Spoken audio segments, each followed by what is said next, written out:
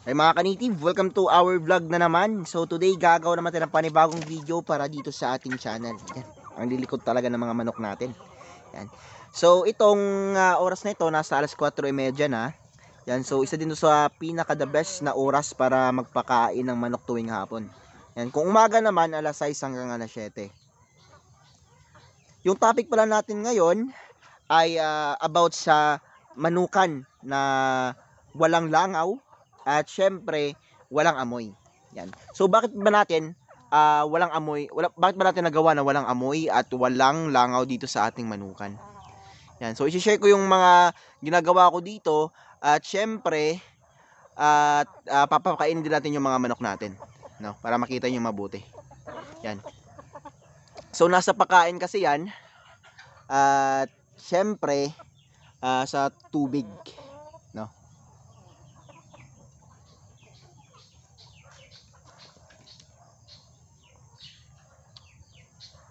Yung ibibigay nating patuka ngayon is ating primary feeds. Tapos yung secondary feeds na gagamitin natin ay mga damo. Bago po tayo magpakain sa mga breeders natin, ay napapasalamat po tayo sa mga subscribers natin, supporters at sa mga silent viewers. Kasi umabot na po tayo ng 3,377 subscribers. So konti na lang magiging 3,400 na. So sa mga hindi pa nakapag-subscribe dyan, so please subscribe na rin din po. Ang mga ginagamit pala natin dito sa mga manok natin, mga produkto, mga vitamins, mga products, mga patuka, ay nandun po sa ating Facebook page, Pulomolok Native Chicken. Yan. So sa mga hindi pa nakapag-like and follow dyan sa ating Facebook page, Pulomolok Native Chicken, paki-like and follow na rin din po. Malaking tulong po yun para sa ating manukan. Yan. Pakainin na po natin yung ating mga alaga para makita nyo mabuti kung ano yung pinapakain natin dito.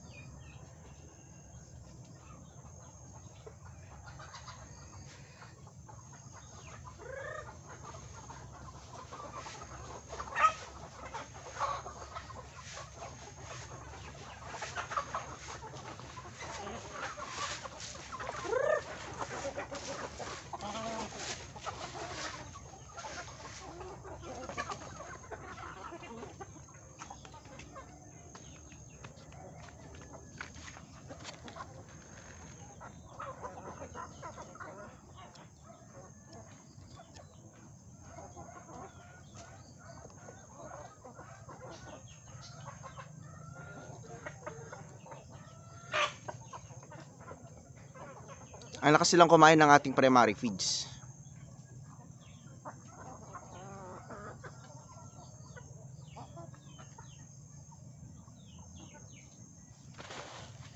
Primary feeds natin, ito. Kaya napakaganda. Zoom natin. Yan po combination ng pellets, trigo, tsaka crack corn. Tawag po dito sa feeds na to ay pre-conditioner feeds. So mabibili din po nito ninyo sa Facebook page natin. So nandun din po yung presyo. Yan, so meron din po tayong pure pellets lang, mas mura yung pure pellets. Itong pellets na ito is Red Vegan PDP. So ginawa po talaga, formulate po talaga para sa mga breeders natin. Para matulungan sila na gumanda yung kanilang itlog.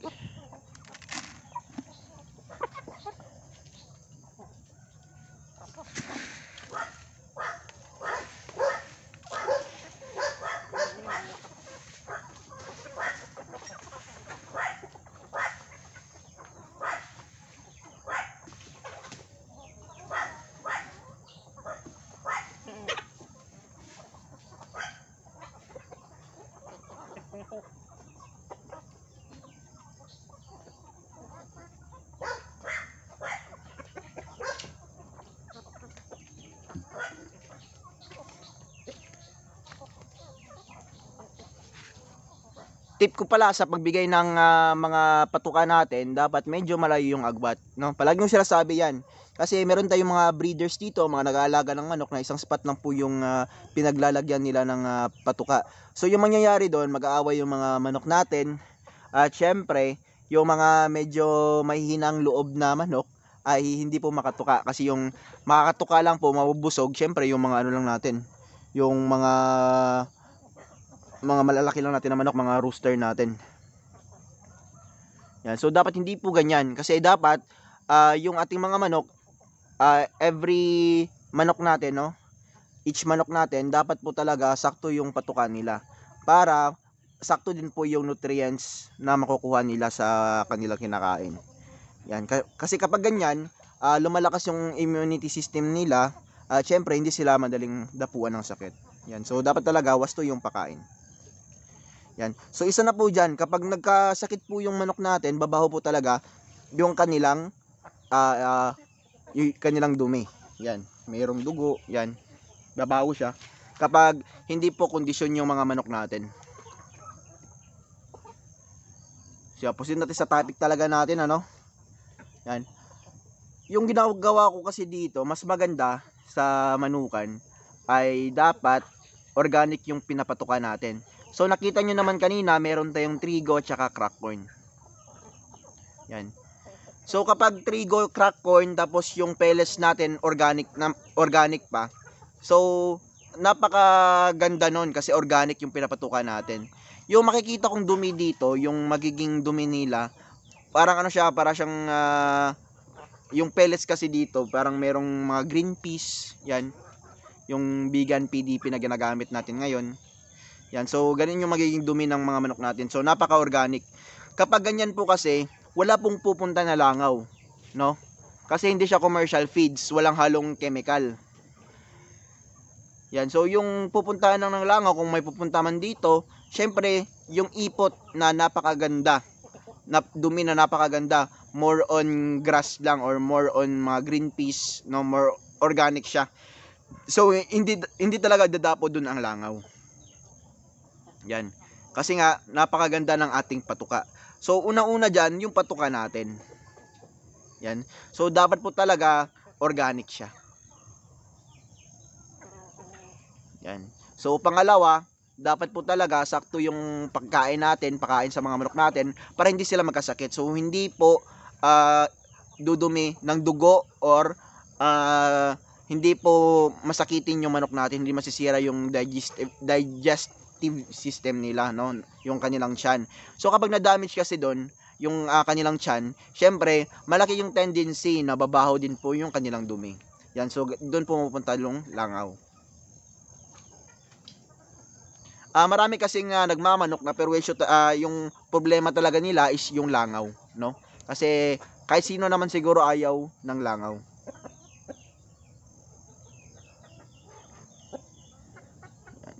So, mas nakakabuti na bigyan mo din sila ng mga damo. Yan, kasi napaka-organic ng damo. So, ngayon, magbibigay na tayo ng damo.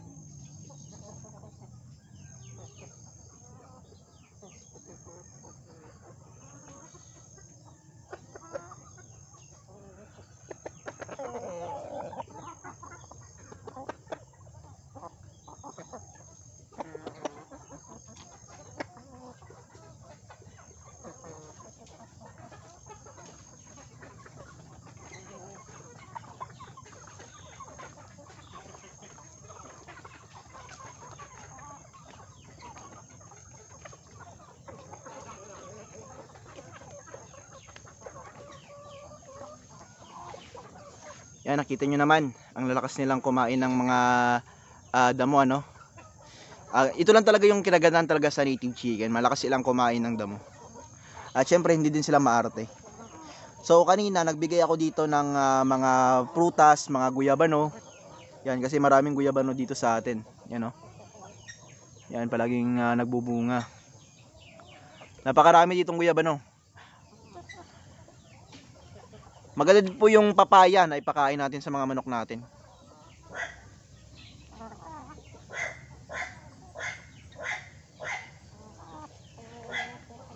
So dapat malinis din po yung tubig natin. Yan. Kasi kapag malinis yung tubig natin, syempre maiwasan din nila yung sakit, no? Lalo na sa kanilang tiyan. Yan. Kasi kapag madumi yung tubig nyo, hindi kayo nagpapalit, mga ilang araw pa kayo bago palitan yung tubig nyo, syempre madadamiss din po yung tiyan ng manok natin.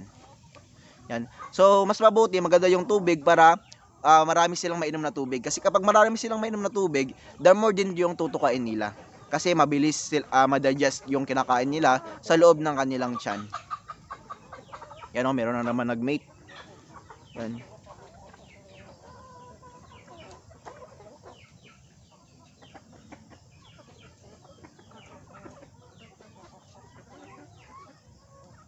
Yung purpose nitong damo ay syempre makakatipid tayo sa patuka, no?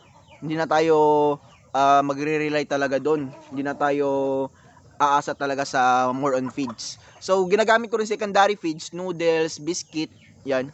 So siguro mag-vlog tayo bukas about naman sa biscuit. Yan. Pero wag lang puro secondary feeds. Dapat po talaga mas marami din yung primary feeds.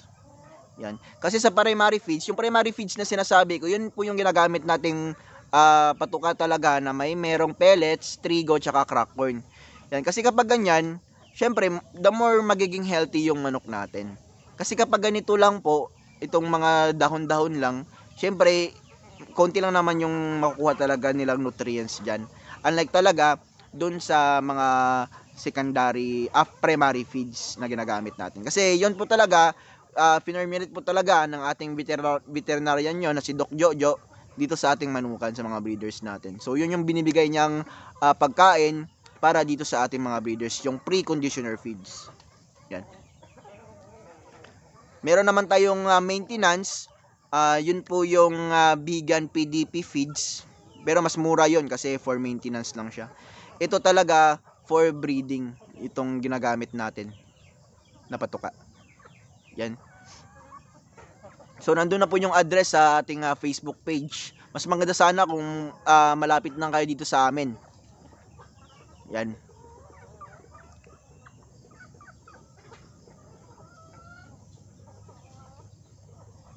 Kung meron din po kayong katanungan, mag-iwan lang po kayo ng question dyan sa ating comment section kasi nagsasagot po tayo, active po tayo dyan sa ating comment section.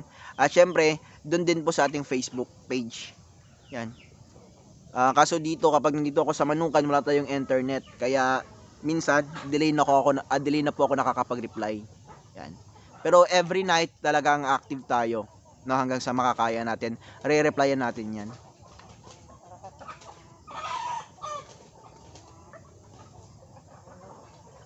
So napapansin nyo, healthy talaga yung mga manok natin, ano. Yan, dahil yan maganda yung patuka natin.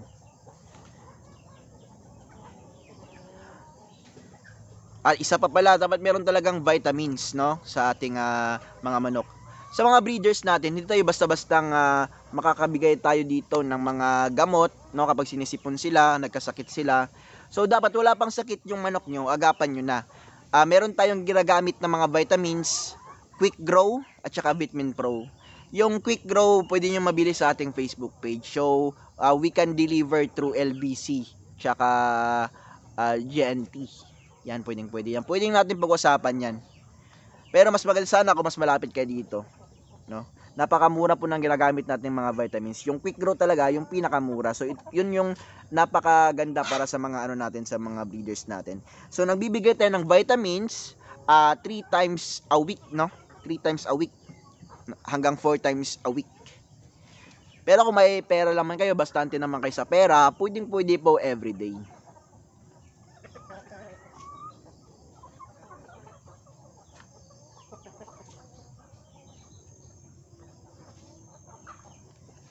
Yung kinagandaan lang sa Vitamin Pro, mas maraming makukuhang benefits yung manok doon. Pero may hindi naman siya masyadong mahal kasi every 20 grams ano lang siya 22 pesos hanggang 25 pesos. Pero yung ano talaga, yung quick grow, 60 pesos for 100 grams. Napakamura. So, parang mahulog lang siya sa 12 pesos per 20 grams. So, parang kalahati na talaga, no? Yung diferensya ng quick grow tsaka Bitmin Pro. Pero yung dalawang yon yung ginagamit nating vitamins, napakaganda. Yan, no? Nakita nyo naman yung mga manok natin, eh. Pagkatapos nilang tumuka, ay syempre iinom sila ng tubig. Yan yung sinasabi ko sa inyo, na the more silang umiinom ng tubig, the more din po yung mga tinutukan nila. Yan, meron din dito. Magdadagdag pa tayo ng patubigan. Kasi mas maraming patubigan, mas maganda. Yan, kahit saan sila merong tubig. Proceed na po tayo sa shoutout kasi maraming nagpapa-shoutout, eh, no? Yung mga kanil, sana may natutunan naman kayo sa vlog natin for today. Shout pala kay April Anta Meses, kay John, Marjorie Anonuevo, kaibigan natin napaka-supportive, Raj Aladin, JG15 Vlog, Levi Masarate, Jerry Loresto, Jennifer D. Sodosa Sr., napaka-supportive din po nito, Judas Christoph, yan, supportive din po to, Leonardo's World of Word, AJ Marquez, Von Alvin Seikon, Dwayne Wood, Meha Usens Official, yan kay Ace Holendon, yan, maraming salamat, Loreven Mege, at kay Ma'am Prince natin Sarte na napaka-support din sa mga videos natin. Mga kaniti, kung gusto nyo po magpa-shoutout, iiwan lang po kayo ng comment din sa ating comment section para ma-shout po kayo sa mga susunod nating vlogs.